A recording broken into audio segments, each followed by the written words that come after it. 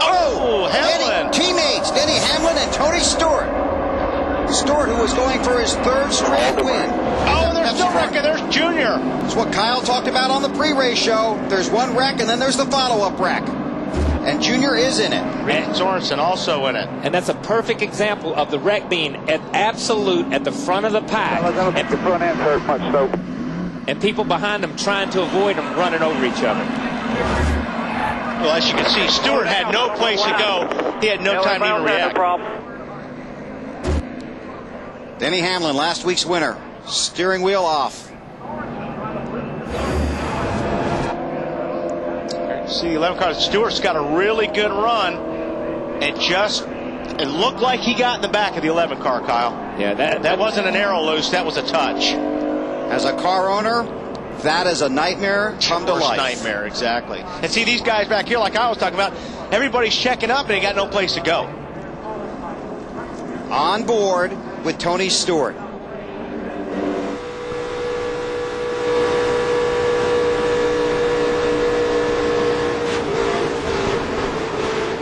Definitely contact there.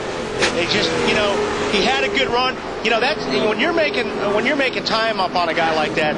Sometimes when you're coming up on him, especially in the corner, you'll get that guy loose. And Hamlin may have had to lift just a little bit because Tony Stewart got him loose to begin with. But still, in the end result, he hit him. And you don't expect somebody to lift that late up off a corner either. Now, I'm going to give Tony the benefit of the doubt on that one. Once you get out that far, you figure you got 15, 20 feet to catch it if it jumps out from under you. It's not going to go all the way to the top of the racetrack. Look how many cars are on pit road over here to the right. Look how many cars just came down pit road, locked it down, and came down pit road. You can come down pit road. You must make an attempt to reduce your speed. You can also go below that yellow line, which is out of bounds normally, but you can go below it to avoid the wreck. Matt Kenseth through the grass, Greg Biffle through the grass. The 20 is into the pit road here, and they're thinking now they're going to probably have to go to the garage. They've got heavy damage to the left front of this car. They've got the right side of the car jacked up. There's heavy damage over there as well. This car is going to have a lot of work done to it, Marty. You see them trying to bang out that damage on the right rear. There's also more significant damage on the left front of the race car, right behind that left front wheel. They're going to have to work on that as well. They're trying to get the right side fixed here first. You see them working on that damage. They'll put on right side tires, send him back out, and the next time they would like to come and work on the left side. But you can see that right rear significantly wrinkled up on the Budweiser Chevrolet. It's going to take a lot of work to get that car raceable once again. Thanks, Marty. Stay with him down there. This is at the back of Junior's car.